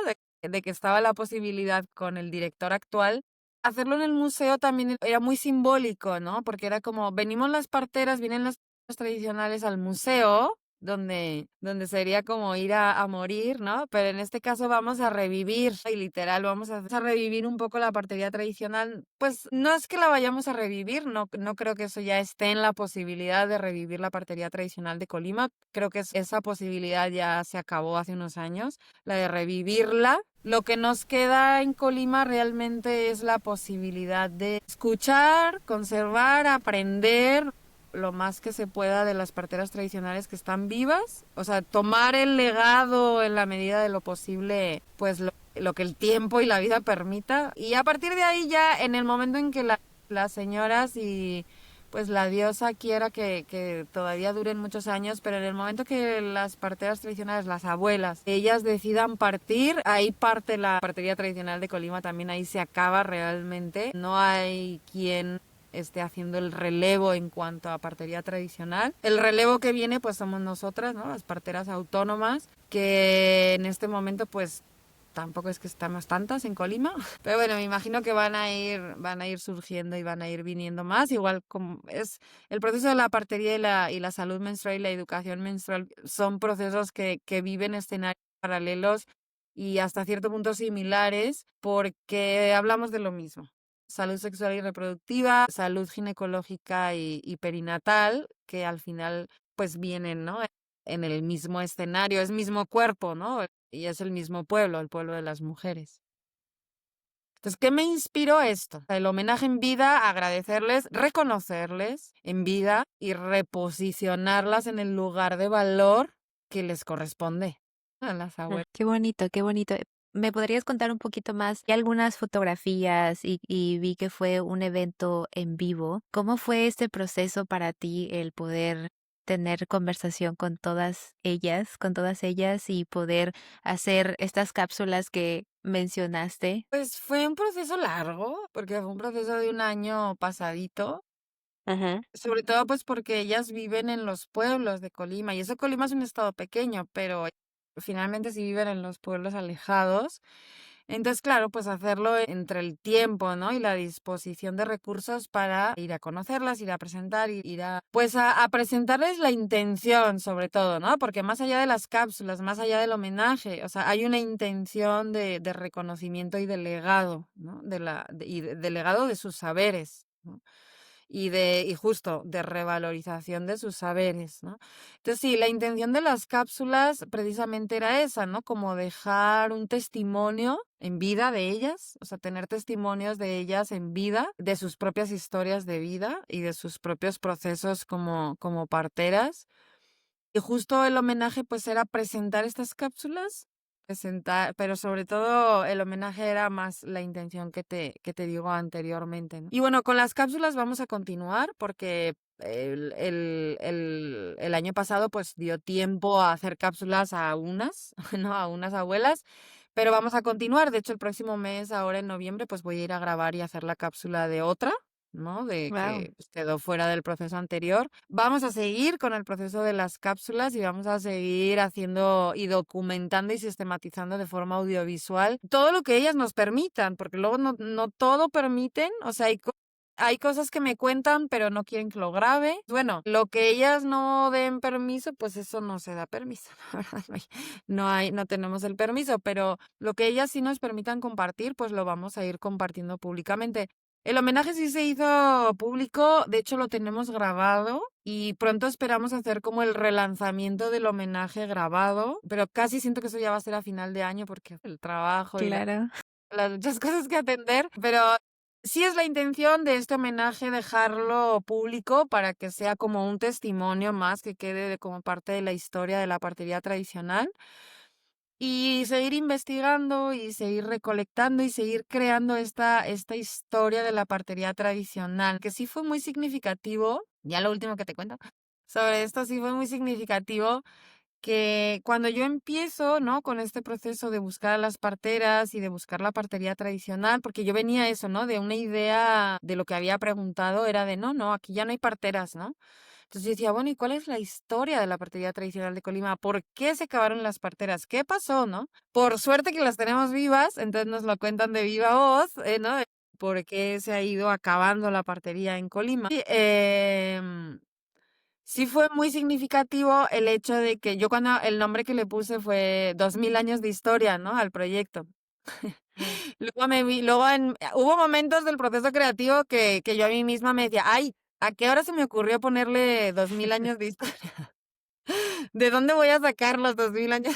Pero claro, o sea, desde el momento que propuse el proyecto sí teníamos el, digamos, el ancla, ¿no? De las 2000 años de historia porque se fundamentaba en una pieza prehispánica, que es una pieza muy importante que se encontró aquí en Colima, aquí en Villa de Álvarez, que es una escena de parto donde se representa con unas, me parece que son 14 o 15 figuras. O sea, es una escena de parto muy completa. Hay muchas representaciones de parto en México en figuras prehispánicas, pero una con 15 figuras tan específica, con unos elementos muy particulares en la presentación de la escena, que hasta incluso la pieza a la escena de parto le falta mucho por estudiarse y por investigarse. Pero bueno, ahí estaban anclados los 2000 años, porque es una pieza que sí Wow. estaba datada de 2000 años de antigüedad. Y algo que fue fabuloso y fascinante en el homenaje es que colocaron la representación de la pieza. Fue la primera vez que se expuso la pieza prehispánica en el estado de Colima. Bueno, creo que fue la primera vez que se expuso. O sea, no se había expuesto nunca. El director del museo y el arqueólogo de Lina, maravillosos los dos, se les ocurre que cuando estamos hablando de exponer la pieza, dijeron, hay que exponerla como se encontró, la representación como se encontró la pieza. Casualmente y coincidentemente, en el Museo Regional de Historia, pues hay una tumba de tiro. Que, si bien es cierto que esta pieza no se encontró en una tumba de tiro, fue un enterramiento, pero que no estaba en tumba de tiro, en el museo sí se tuvo que hacer así porque era la posibilidad que teníamos y sobre todo por las temperaturas que tienen que tener digamos, las piezas, ¿no? Cuando están expuestas. Entonces, en la tumba de tiro se hizo esta representación de la mujer con las piezas que tenía la mujer. Entonces fue súper interesante cuando llega una de las parteras a ver la tumba de tiro, a ver la pieza y entonces ella empieza a explicar cosas. ¿no? Empieza a Wow. explicar cosas, pero no de la pieza, sino de los otros elementos del enterramiento, ¿no? Entonces ella empieza a dar una explicación de, y esta piedra se utiliza cuando la mamá ha cargado mucho durante la gestación, esta piedra se utiliza para la espalda de bebé cuando nace. Y esto se utiliza para nada, ¿no? Entonces, claro, hasta el arqueólogo y el arquitecto se quedaron escuchando con sorpresa porque un arqueólogo no tiene por qué saber eso, ¿sabes? Un arqueólogo, una arqueóloga que encuentra una escena de parto, pues no tiene que saber que una piedra se utiliza para el susto de bebé cuando nace, ¿no? Si no es que es muy especialista de los temas de gestación, parto y puerperio en México, ¿no? Porque además son elementos muy particulares del México, ¿no? Del territorio, ¿no? O sea, no es un enterramiento de Canadá con los elementos de Canadá, no, es un enterramiento de aquí con los elementos de aquí, ¿no? Ujú. Entonces, ahí cuando sucedió eso en el homenaje, ahí entendí los 2000 años de historia, ¿no? Ahí entendí la trascendencia del título que yo me había lanzado inocentemente a poner, o atrevidamente, inocentemente no, atrevidamente, no, pero ahí se completó porque fue como, claro, es que sí, nuestras parteras tradicionales, claro que tienen información de técnicas, de herramientas, de procesos, de protocolos, de procedimientos que se utilizaban hace 2000 años, aquí en este territorio. Qué belleza, me encanta que todo coincidió de alguna forma, o sea, las piezas, las mujeres sabias, también tú como líder estar intuitivamente observando, guiando y al mismo tiempo canalizando donde sí, donde no, me encanta. Ojalá próximamente puedas compartir las cápsulas y podamos verlas.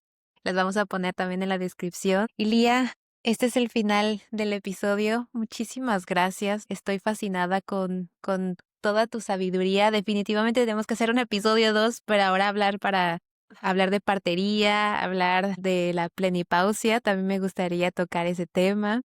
Y vamos a cerrar solo con una última pregunta. Cuando piensas en el futuro, ¿cómo imaginas seguir habitándote de forma indómita, libre y consciente? Creo que así, ¿sabes?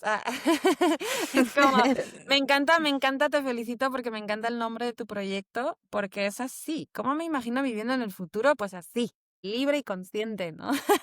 Así es como me imagino. Pero justo, me imagino, cuando pienso en el futuro, me imagino con mucha más conciencia y capacidad de crear mi vida, ¿no? Si ya llevo muchos años experimentándolo, este ejercicio y esta capacidad de crear mi vida como yo quiero, es como, me imagino en el futuro, pues fortaleciendo, ¿no? Esta capacidad, dándole más sentido, dándole más espacio, dándole más práctica, haciéndome experta de saber crear mi propia vida. Total. Experta de Ajá, tu propia vida y también consciente de tu propio cuerpo, de tu territorio. exactamente. Me fascina, que eso es lo que me llevo de ti, de tus aprendizajes. ¿Dónde podemos encontrarte? ¿Cuáles son tus redes sociales? ¿Cuál es tu página web? ¿Y cómo podemos contactarte directamente? Pues directamente conmigo en mi proyecto más personal, digo, colaboro y participo en varios proyectos, pero el mío más personal es Cantos de Eva. Así, está en redes sociales, Cantos de Eva. Avisar a quien esté escuchando que igual puede ser que hace mucho que no publique, porque luego no tengo tanto tiempo de estar en este proyecto publicando, recompartiendo, así, pero sí estoy detrás del Messenger, ¿no? O de la actividad de mensajes privados. Ahí sí me pueden encontrar de forma muy eficiente y las invito a explorar el poco contenido que hay y solo contarte que Cantos de Eva es mi proyecto más personal porque Cantos de Eva justo tiene mucho que ver conmigo porque el canto es una de mis medicinas más descompresivas, ¿no? O sea, como una de las medicinas que yo utilizo diariamente para descomprimir la vida, pues es cantando, haciendo canto medicina o haciendo canto consciente. Y justo llamar al proyecto Cantos de Eva para mí fue lanzar muy claramente desde el nombre cuál es la intención. Porque además Eva es la representación que tenemos en el mundo capitalista y en su mayoría en el mundo capitalista tenemos un símbolo y un significado de lo que es Eva y de quién fue y de qué hizo. Y es justamente en ella misma, en este arquetipo de Eva, en este significado de Eva, donde encontramos las respuestas para vivir de forma indómita, libre y consciente. Entonces, Cantos de Eva es un llamado a que la mujer saque su propio canto, ¿no? O sea, que reconecte con Eva, que de Eva nos contaron muchas cosas, pero cuando reconectamos con Eva, entendemos que Eva fue una mujer libre y que tomó decisiones de manera consciente, sabiendo lo que hacía. Que las consecuencias no gustaron, pues eso es lo que pasa, que a veces las consecuencias de las decisiones que tomamos de forma libre no le gusta, ¿no? A quien te quiere tener preso. Que la mujer pueda sacar su propio canto conectando con el arquetipo de Eva es cuando la mujer va a vivir así, indómita, libre y consciente. Me encanta este cierre y las invito a todas las que nos están escuchando a que contacten a Lía. ¿Puedes contarnos más sobre los servicios que que ofreces? Sí, ofrezco servicio de acompañamiento, ¿no? Como te decía antes, ¿qué es lo que hacemos con los adolescentes? Pues, guiar y acompañar.